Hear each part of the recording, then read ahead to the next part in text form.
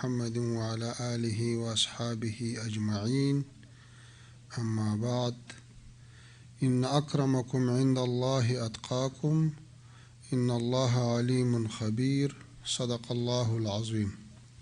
د دوحې د انسټیټیوټ کې د شخړو او بشري مطالعاتو د مرکز قدرمن مشر پروفیسر سلطان برکات، دوحه کې میشتو سفیرانو، د نړیوالو مؤسسو استازو او درنو اکاډمیکو شخصیتونو، السلام علیکم ورحمت الله وبرکاته. ستړي مسئ او ماښام مو بخیر. ډیر خوشحاله یم چې یو ځل بیا داسې مهال دوحه کې له دوستانو سره وینم چې افغانستان ته سوله او ثبات راګرځېدلی او تر 4 لسیزو وروسته په لومړي ځل ټول افغانستان د واحد حاکمیت تر سیوري لاندې دی. دوحه د افغانستان د خپلواکۍ او سولې له بحث سره تړل شوی نوم دی.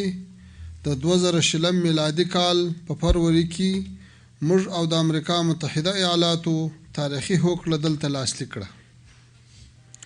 په پایله کې ټول بهرني ځواکونه له افغانستان څخه ووتل، زموږ حاکمیت اعاده شو او یو ستر مثبت تحول رامنځته شو.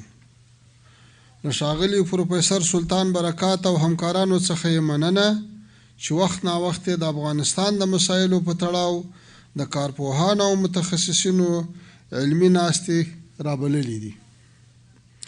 درنو ګډونوالو، افغانستان 13 اگست میاشت کې له یو مهم او تاریخي پړاو څخه تیر شو.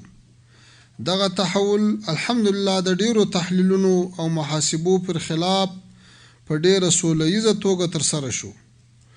موږ له 20 کاله مشروع مقاومت وروسته پر دې وتوانېدو چې خپل وطن کې له پردۍ لاسوهنې پرته د یو خپلواک حکومت د بنسټ ډبره کښېږدو. دا تحول ډیرو ته د حیرانتیا وړ و، ځکه چې یوه مقاومتي ډله کله بریا ته رسیږي طبعا وینې بهیږي او ډیر ویجاړی کیږي، مګر موږ د انتقام له حس پرته د سولې، ورورولۍ، یو بل منلو او ملي وحدت له پیغام سره کابل ته داخل شو او خپلو د کلونو سیاسي او حتی نظامی مخالفینو ته مو خپله غیږه پرانسته. موږ غوښتل د خبرو او تفاهم له لارې کابل ښار ته داخل شو، خو دا چې د پخواني رژیم مشر او امنیتي ارګانونو فرار وکړ، کابل د قدرت له خلا سره مخ شو. ولسي مشرانو او کابل ښاریانو زموږ له ځواکونو څخه وغوښتل چې کابل ته داخل شو او امنیت ټینګ کړو. درنو ګډونوالو، افغانستان ټولې نړۍ ته د مثبتو اړیکو پیغام ورکوي. موږ نه غواړو چې د هیڅ هیواد په کورنیو چارو کې لاسوهنه وکړو او موږ هم له نورو توقع لرو چې زموږ په کورنیو چارو کې لاسوهنه ونه کړي.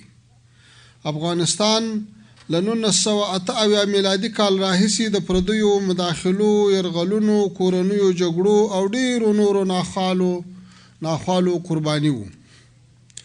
موږ غواړو په کور دننه د ښې حکومتدارۍ او سیمې او نړۍ سره د اړیکو په برخه کې یو نوی سیاسي فصل پرانیزو. موږ د نورو دولتونو مشروع ګټو او غوښتنو ته بشپړ درناوی کوو، په مقابل کې له نورو هم د ورته تعامل توقع لرو. زموږ په نظر په افغانستان کې د اوږدې بې ثباتۍ او جګړو یو عمده عامل د بهرنیانو لخوا د دغه هیواد اشغال او یا هم زموږ په سیاسي جوړښت کې مداخلې وي. که پردۍ لاسوهنې او تحمیلي نسخې نه وای، موږ افغانان به د یوه سوله خوښي ملت په توګه خپلو کې جوړ راغلي او وختي به سولې او ثبات ته رسېدلي وو. د اوسني مثبت وضعیت یو عمده دلیل سیاسي خپلواکي او زموږ د ټول ولس خپله تصمیم ګیري ده. له افغانستان څخه د بهرنیو ځواکونو له بشپړ وتلو مخکې د افغانانو په استازولۍ زموږ مرکچي پلاوي چې ما یې هم د غړیتوب ویاړ درلود، په همدې دوحه کې د امریکا له متحده ایالاتو سره نږدې 2 کاله جدي مذاکرات وکړل او د 2020 کال په فروری کې مو هوکړه لاسلیک شوه. د دوحې هوکړې نه یوازې دا چې له افغانستانه د بهرنیو ځواکونو خوندي وتلو ته لار هواره کړه، بلکې د افغانستان اسلامي امارت او نړیوالې ټولنې ترمنځ یې د مثبتو اړیکو یو نوی فصل هم پرانیست. د دوحې هوکړه د افغانستان او د نړۍ ترمنځ په ځانګړي ډول د امریکا له متحده ایالاتو سره د اړیکو په تعریف کې د یو ښه چوکاټ رول لري. موږ باور لرو چې د دوحې هوکړې بشپړ تطبیق کولای شي زموږ او د امریکا د متحده ایالاتو او متحدینو ترمنځ په اړیکو کې شته ستونزې هوارې کړي. نو په همدې اساس په کار ده چې لوري د دوحې هوکړې موادو ته ژمن پاتې شي. درنو همکارانو، لکه څنګه چې ما مخکې وویل، موږ له ټولې نړۍ سره مثبتې اړیکې غواړو. موږ پر متوازن بهرني سیاست باور لرو او فکر کوو چې متوازن سیاست کولای شي هم افغانستان له بې ثباتۍ وژغوري او هم زموږ او د نړۍ د ګټو ساتنه وکړي. موږ د افغانستان له ګاونډیو هیوادونو او د سیمې له هیوادونو سره هم مثبتې او پر همکاري او تفاهم بنا اړیکې غواړو. افغانستان په جغرافیایي لحاظ د سیمې د څلورلارې حیثیت لري. نوی حکومت اراده لري چې د افغانستان له دغه ظرفیت څخه پوره ګټه پورته کړي او په سیمه کې د ستر اقتصادي تحول لامل شي. افغانستان د یو مسلمان هیواد په توګه غواړي د اسلامي نړۍ له دولتونو او ملتونو سره نږدې او مثبت اړیکې ولري. افغانستان د اسلامي نړۍ د وجود یوه مهمه برخه ده. همداراز موږ له غربي نړۍ او خلیجي هیوادونو سره له عربي نړۍ او خلیجي هیوادونو سره خاصې اړیکې غواړو. افغانستان نه غواړي چې په بهرنیو منازعو کې دخیل وي، بلکې موږ ټولو لوریو ته مثبتې اړیکې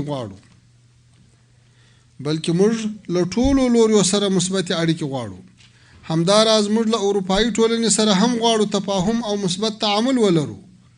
افغانستان غواړي چې د جګړې له فصل څخه وروسته اوس مثبت تعامل ولري. نوی حکومت نه غواړي چې ولس یې د اروپا مهاجرت ته تشویق او یا هم مجبور شي. دا وضعیت ته هیچا په ګټه نه دی او نه هم غواړو چې اروپا زموږ د مهاجرو تر بوج لاندې وي. افغانان باید په خپل کور افغانستان کې ښه ژوند ولري. درنو حاضرینو، موږ په نړیواله کچه پر سیاسي تنوع باور لرو. په نړۍ کې د افکارو، ایډیالوژیو، توکمونو او ژبو تفاوت یو واقعیت دی. دغه واقعیتونه باید وپېژندل شي.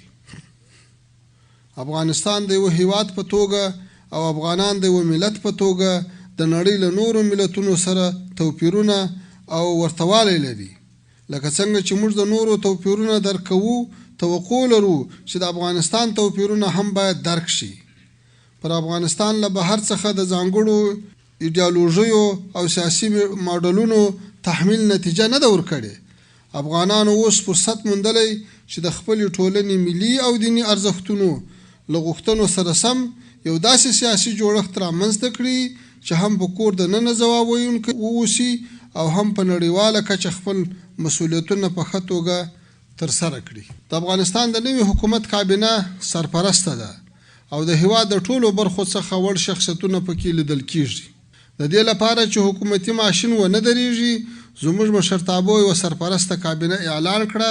هم د کابینې په سطحه او هم د وزارتونو په سطحه اصلاحات روان دي. له موږ سره په حکومت کې 15 لکه هغه مامورین او کارکوونکي کار کوي او موږ معاشات شروع کړي چې په حکومت کې له پخوا نه کار کاوه. موږ سابقه مامورین له کاره نه دي لرې کړي او د هغوی له وړتیاونه نوی اسلامي حکومت ګټه اخلي. نوی حکومت هڅه کوي چې د افغانستان له موجودو ظرفیتونو څخه له تبعیض پرته ګټه پورته کړي او ټول افغانانو ته په ځانګړې توګه ځوانانو ته په سیاسي جوړښت کې ونډه ورکړي. درنو همکارانو، موږ له څو ورځو راهیسې د یوه لوړپوړي پلاوي په ملتیا په قطر کې یو. د امریکا متحده ایالاتو او ګڼو نورو لوریو له استازو سره مو ګټور لیده کاته درلودل. باور لرو چې دغه لیدنې به د دواړو لوریو په اړیکو مثبتې اغیزې ولري.